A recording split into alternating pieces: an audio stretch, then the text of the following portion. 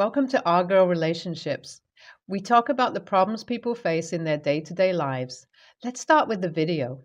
I met my ex-fiancé in my senior year of college, and we continued dating after graduation. A year later, he proposed to me, and I said yes.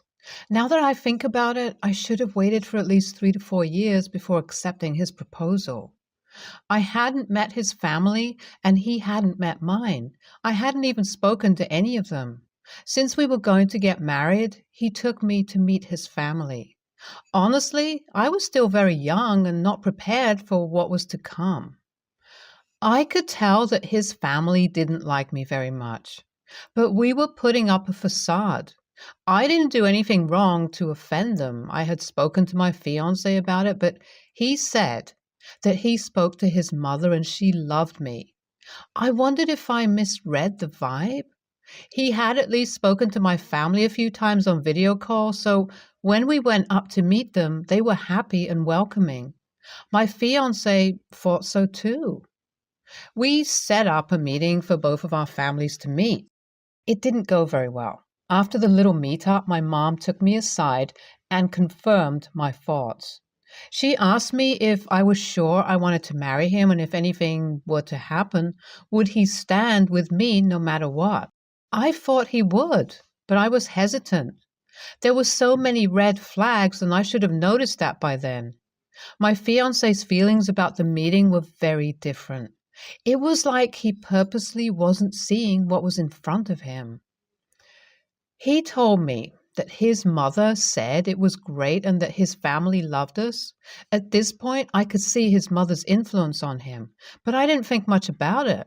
I informed my family about what he said. My father told me to be careful as he was worried about me. I told him there was nothing to worry about and everything was fine. That is me ignoring yet another red flag. It seems that the flag needed to be lit on fire for me to see it. Not to worry, it was lit on fire soon enough. We were back at my fiancé's family's place. Nobody would talk to me. I was making an effort on my part. I tried to talk to his sister, hoping that she would respond, but that thought went down the drain soon enough. She rolled her eyes at me, made an "I'm not interested" sound, and walked off to her boyfriend. Yes, her boyfriend was there, and everybody seemed to talk to him, even though they had only been dating for a few months. I was going to get married to their son, but they didn't really care. I was hurt and disappointed while I was there. I just needed a break from them. I spoke to my fiancé about it, and he tried to include me in their stuff, but they just excluded me anyway. He wasn't very understanding when he told me that I should put in more effort. I told him I was doing the best I could, but they just didn't like me. We fought that day. I told him I wanted to leave and that talking to him wasn't helping either. I was ready to pack up and go by myself. I could use my vacation days in a better way. I would rather be at the beach than with these people. He calmed down and convinced me to give it another try. The next few days were rough. Even my fiancé had started acting weird. I asked him what it was about, but he just got snarky. He would say things like, "I know what's on your mind, and I can see who you're looking at." I was confused. I asked him what he was talking about, but he just made a weird face and walked out. At this point, I was regretting coming here. I was reconsidering my decision about the proposal. What my parents warned me about kept repeating in my mind. I had decided to talk with him after we left. A few days after we left from there, he apologized. He said that he was just feeling off and that since I wasn't getting along with his family, it upset him. I told him directly that he couldn't put this on me alone. I had put in a great deal of effort, from coming with gifts to trying to talk to them every single day, even after they ignored me. It was ridiculous, and I shouldn't have had to go through all of that. I told him that my family wasn't like that towards him, and he was welcomed with open arms. He felt a little guilty when I said that. He said he understood me and would try to diffuse the tension between me and his family. They came to visit him 2 to 3 times more. We didn't live together, and that was good. At least I didn't have to be with them all the time. I obviously went to his apartment to visit them and he would ask me to stay, but I would decline. It wasn't going well and I didn't want to go to work with that energy. He told me not to worry and that they would eventually warm up to me. He coaxed me into thinking that because he was their only son and the youngest, they were overprotective, but that with time they would accept me fully. He said that they didn't hate me, that they just had trouble expressing themselves. I was bothered by this, but I bought it. We were going to have a small ceremony with our close family and friends. It wasn't going to be anything fancy as we were both freshly out of college and had only been working for about 2 years now. My parents had offered to help us out, but I declined. Soon, there was only 1 month left until our wedding. The last 4 to 5 months had been peaceful. When his family wasn't visiting or interfering, we were fine. One day, he called me up and told me that his family had come up to surprise us and that they wanted to speak to me. He wanted me to come over immediately. I was surprised. I wasn't expecting them, but I thought maybe they were trying to get to know me now that the marriage was so close. I went over and everybody was there, his mother, father, sister, and even her boyfriend. I was a little nervous, but this time they spoke to me and I was happy about it. My fiance asked me to stay over, and I thought, why not? Everything went well, and 2 days later, they left. I had only stayed over for one night, so I didn't know what happened over the next 2 days. My fiance hadn't called, and I was busy with work, so I only left him texts. He didn't reply, though. I thought that he may be busy because there were so many people at his apartment. Soon enough, he texted me that they had left and that he wanted to meet up with me at his house. I went over and tried to kiss him, saying I missed him, but he pushed me away. I was confused and asked him if he was okay, and he straight up told me that he was breaking up with me with a blank face. I stood there at the entrance of the hallway in shock. I responded, "What?" I was barely inside his apartment. He then told me to give him back the ring and to get out. I wasn't expecting this. It was 1 month until our wedding. I had met his family 2 days ago, and for the first time, it had gone well. I was in a happy mood. I could feel my eyes getting teary. I asked him why and where had this come from if something had happened. And he told me that I should know what happened. I told him I didn't and asked him to tell me what I had done. He started yelling at me, calling me a whore, and said that his mother had seen me that night trying to make a move on his sister's boyfriend when everybody was sleeping. He continued saying that his sister's boyfriend had pushed me off, telling me to get off him. He asked me how I could stand there acting innocent after I tried to seduce his sister's boyfriend. I looked at him in horror. I told him that I hadn't done any such thing. I had slept through the night in his room, but he refused to listen to me. I asked him what proof he had, and he said that his mother had seen it happen, and even his sister's boyfriend had admitted it to him. I told him to call them up, but he started screaming dirty, dirty words at me, telling me that none of them wanted to see my face ever again. He grabbed my hand and pulled off the ring from my finger harshly. Then he opened the door and pushed me out, telling me to never contact him again. I was teary-eyed, but what happened hadn't been processed yet. I took deep breaths, trying to reach my car. Once I did, I got in and called my father, crying to him about what had happened. He was furious. He told me he was coming down immediately. My mother was there and took over from him, trying to calm us both down. She asked me to take an Uber as she didn't want me driving. I didn't want to leave my car there because I didn't want to come back. I was probably in my car for about an hour before I calmed down. I was still talking to my parents. I eventually drove back to my place and called my best friend up. She came over and tried to comfort me, telling me she never liked him in the first place and that he was a mama's boy. She told me that if he loved me, he would have believed me. She said that I deserved way better than him and called him trash.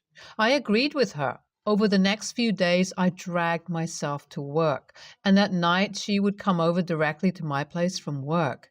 She stayed over for a few days. I blocked and deleted his number from my phone. He had hurt me badly, and I wanted to leave him in the past. Time passed, and it had been 4 months since it had happened. I had gone down to stay with my parents. I had a little meltdown on the day that I was supposed to get married. My family was there with me. Around 5 months after the breakup, my best friend asked me to move in with her into her brother's apartment.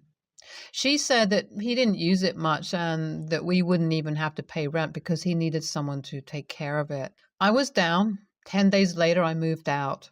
Her brother's apartment was in a fancy building, and I got to live there for free with my best friend. This is the best thing that had happened to me in months. When we were young, I had a stupid crush on her brother. He was 8 years older than me, so he didn't notice. I hadn't seen him in years. A few months passed and I was back to normal, feeling the spark of life.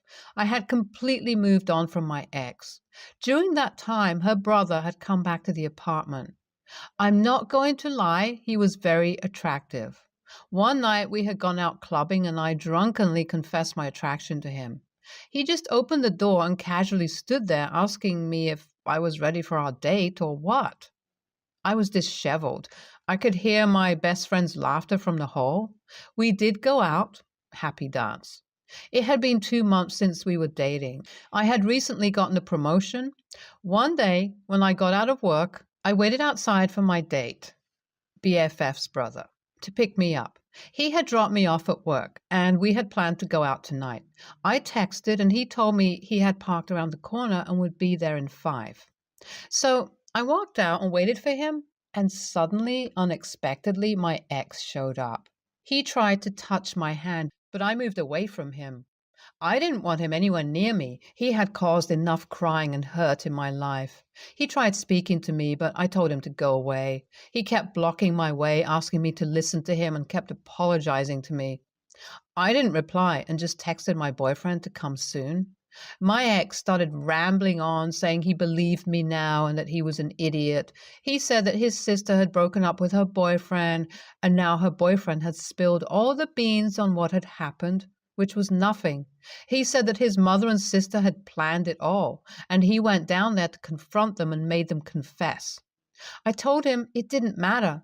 I told him to leave me out of his affairs, as we didn't know each other anymore. By this time, my boyfriend had pulled up to the side of the road and came out of the car. He looked at my ex. He didn't know who he was. I walked up to him and he kissed me, asking me how my day was. My ex came behind me, calling out to me. I turned around and told him that a year had passed and I had moved on. He should do too. We got in the car and drove off. My boyfriend had realized who it was.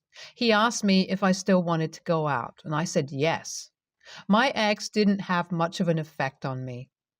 Over the next few days, my ex still showed up at my workplace, begging me to speak to him. I told him not to show up anymore and that I wasn't interested in talking to him. He kept asking me if we could start over and that he wouldn't repeat his mistakes. I told him it was too late for that. I reminded him that he and his family had accused me of cheating, and he had sided with them, and the fact that I was still being polite to him after all the names he called me was way more respect than he deserved. I don't know what to do to make him go away. Update 1. 1 month later. My boyfriend confronted my ex. It was a heated conversation, but it looks like my ex got the message. He hasn't shown up since then. Update 2. Hi guys, you all keep saying you want an update, so here it is. It has been around 6 months and my ex has left me alone. I did see him outside my office 2 to 3 times, but he was across the road and didn't approach me. I'm still dating my current boyfriend, BFF's brother, and no, she doesn't mind. We're mature people who make our own decisions. She is very supportive of us. NTA. Mother-in-law and sister-in-law can keep the ex to themselves and coddle him all their lives. You dodged a bullet, girl. Thank God, and move on. NTA, your ex is spineless. He is a piece of shit for doing that a month before your wedding.